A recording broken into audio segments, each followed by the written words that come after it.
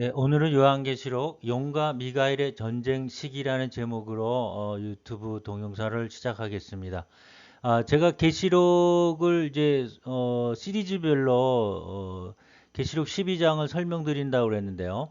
제가 요한계시록 타임라인을 통해서 여러분 앞에 설명드릴 때 계시록 12장이 전 3년 반이라는 주장을 했습니다. 거기에 따르는 부연 설명이 되기도 한데요. 계시록 12장에 나오는 일단 용과 미가엘의 전쟁이 일어난 시기가 언제인가에 대해서 여러분 앞에 설명드리도록 하겠습니다. 예, 많은 사람들이 사탄과 미가엘 천사장과의 전쟁을 창세기 이전에 있었던 사건이라고 그렇게 생각하고 계십니다. 이사야서 14장에 나온 너 아침의 아들 계명성이 어찌 그리 하늘에서 떨어졌는고, 사탄이 타락을 해서 하나님의 보좌 앞에서 떨어져 나간 그 사건이 이사야서 14장 말씀인데요. 이때에 아마 미가엘 천사장 앞에서 쫓겨난 것이 아닌가. 그래서 계시록 12장은 창세기 전의 상황이 아닌가라고 이사야서 말씀을 통해 그렇게 이해하고 계신데, 그렇지 않습니다. 그렇지 않은 이유를 계속 설명해 드리도록 하겠습니다. 그리고 두 번째로 오해하고 있는 사건이 바로 예수님이 말씀한 이 사건인데요. 용이 쫓겨난 시기가 예수님이 한 공생의 활동을 하고 있을 그때, 누가복음 10장에 나오죠. 예수님이 제자들에게 얘기했어요. 하늘부터 번개같이 떨어지는 것을 내가 보았다. 그래서 사탄이 그때 떨어졌다는 그 예수님의 그 말씀으로 인해서 이때 이제 미가엘 천사장과 전쟁이 나서 떨어진 게 아니냐, 이제 이렇게 이해하고 계신 분들이 또 있습니다. 이 부분은 사탄은 항상 하늘에서 땅을 두루두루 다니며 활동하는, 우는 사자처럼 삼킴이 활동하는 사자이기 때문에 이 말씀과 계시록 12장은 관계가 직접적인 건 없습니다. 항상 사탄은 하늘로부터 내려와서 땅에서 두루두루 다니는 그런 하늘에 있는 악한 영이 사탄의 존재이기 때문에 그렇습니다. 네, 용이 쫓겨난 시기는 예수님의 부활 때이다라는 이런 주장이 아마 가장 많은 숫자가 이렇게 이해하고 계시리라 생각이 되어집니다. 사실 예수님이 십자가에서 죽으시고 부활하신 그때야말로 사탄이 모든 권세, 사망 권세가 깨어지는, 머리가 깨지는 그때의 사건이기 때문에 누구나 그렇게 이해하고 수긍하고 고개를 끄덕일 수가 있습니다. 하지만 계시록 12장에 나온 말씀은 내용이 달라요. 우리가 암만 그 추론이 그럴듯해 보여도 성경 말씀 안에서 말씀이 증거하면은 그 말씀의 증거가 진리가 되는 것이지, 우리의 추론과 우리의 생각이 진리가 되는 것은 아니기에 그렇습니다.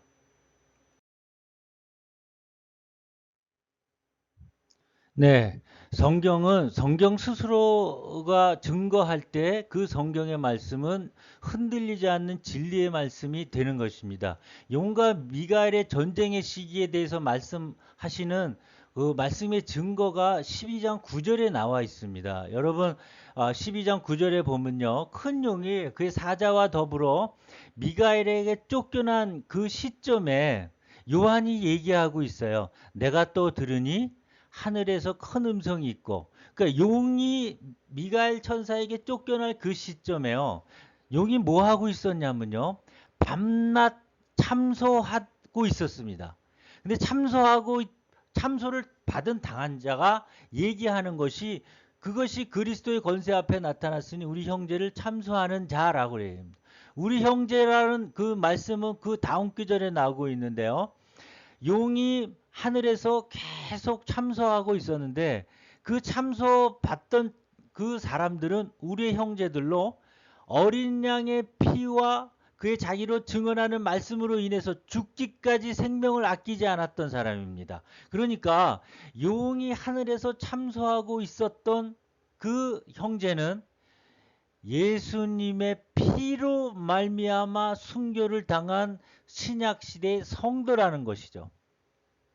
이 말씀의 근거는 용이 하늘에 있었을 때, 그러니까 아직 미가엘 천사장에게 쫓겨나기 이전에는 예수님의 피로 순교함을 받은, 예수를 증거함으로 말미암아 순교를 당해서 하늘에 오른 영혼들, 그 성도들을 계속 참소하고 있었다는 얘기죠. 용이. 예, 그 말씀으로 인해 용이 하늘에서 전쟁이나 쫓겨난 시점은 신약 성도가 있었던 거예요. 그렇기 때문에 창세기 이전도 아니고요. 예수님이 공생의 기간 동안에 누가복음 10장에 말씀하신 하늘에서 번개같이 떨어지는 내가 사탄을 보았다라고 그 말씀이 그 전쟁에서 쫓겨나서 땅에 찍힌 사건이 아니고요. 그리고 또 예수님이 십자가에 못 박혀서 부활한 그때 용이 쫓겨난 게 아니죠. 그때는 예수님의 피로 말미암아 예수님을 증거함으로 말미암아 어린 양의 피로 순교한 사람들이 하늘에 올라간 때가 아니기 때문에 그렇습니다. 시기적으로 안 맞아요. 그래서 제가 얘기한 1, 2, 3번의 전쟁 시기는 다 틀린 증거가 바로 계시록 12장 9절, 10절, 11절 말씀이 되겠습니다. 그 용은 쫓겨난 시기가 신약 이후에요. 그러면 언제 용이 쫓겨날까요, 여러분?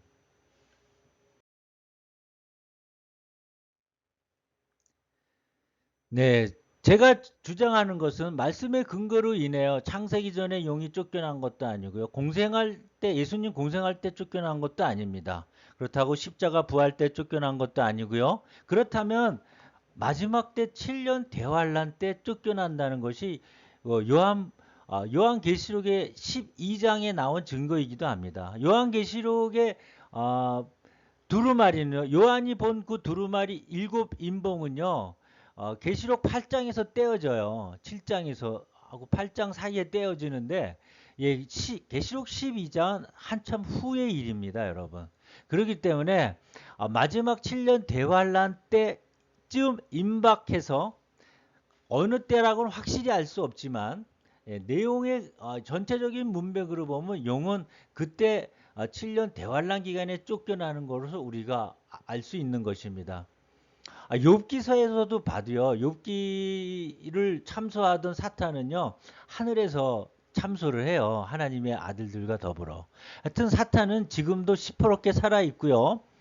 하늘과 땅을 오가면서 번개처럼 왔다 갔다 하면서 우는 사자처럼 삼킬 자를 찾는 것이 이 사탄이 지금 이 세상에서 활동하고 있는 것입니다. 그렇기 때문에 사탄이 예수님 십자가 사건 때 쫓겨나서 무저갱에 그때 잡혀서 지금 사탄은 무저갱에 들어가 있다는 무천년주의의 입장은요. 성경과 완전히 대치되는 비성경적인 그런 주의가 되겠습니다. 또요. 계시록에 보면요. 용을 공격하는 건 미가엘 천사가 공격을 해요. 보통 용이 나쁜 놈들이 착한 사람들을 이렇게 침범하고 침략하고 도발하고 하는 게 뭐 그게 세상 순리 같은데요. 이번에는 다릅니다. 미가엘이 먼저 용을 공격하는 게 계시록 12장의 내용입니다. 그래서 용이 하늘에 있다고 성경을 얘기한 것은요. 증거 말씀은 에베소서 6장 12절이죠. 네, 악의 그런 계급과 체계에 대해서 증거한 말씀인데 사탄은요 하늘에 있는 악의 영으로 있고요. 요한복음 16장 11절에 보면요. 성경이 용은 세상 임금으로 군림하고 있다고 얘기를 하고 있습니다. 그렇기 때문에 용이 세상 임금으로 하늘에 그 자기의 보좌를 틀고 앉아서 둘째 하늘에 좌정하고 있는 이런 용을 공격한 것은 하나님의 의도고 하나님의 계획이라고 볼 수가 있는 것입니다. 그렇다면 왜 둘째 하늘에서 그 용이 쫓겨나야만 했을까요? 여러분 우리가 마지막 때에는요. 데살로니가 전서에 보면요. 우리가 공중에서 주님을 영접하는 그때가 있습니다. 그때 우리는 항상 주와 함께 영원한 나라로 들어가는 계기가 바로 우리가 공중 부활 휴거되는 장면이죠. 우리가 공중에서 주를 만나는데요. 요거는 지상 재림과는 다릅니다. 예수님의 지상 강림은 공중 재림과 다른 두 번째 이 세상에 내려오는 거고요. 주님께서 이 땅에 올 때는 먼저 공중에서 성도들을 영접해요. 그것이 데살로니가 전서 4장 17절이죠.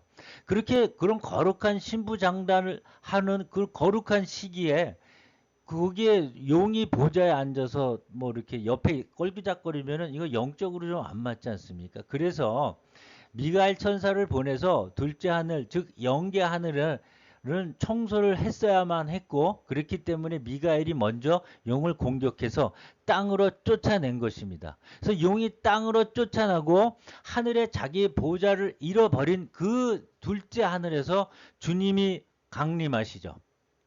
주님이 구름 타고 그곳에서 하늘에 내려오실 때 우리가 부활 휴거돼서 주님을 만나는 것입니다.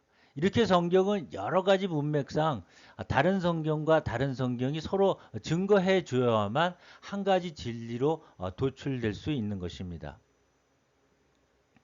네, 결론은 신부단장의 장소가 둘째 하늘이기 때문에 용이 7년 대환란 전에 쫓겨나게 되는 것입니다.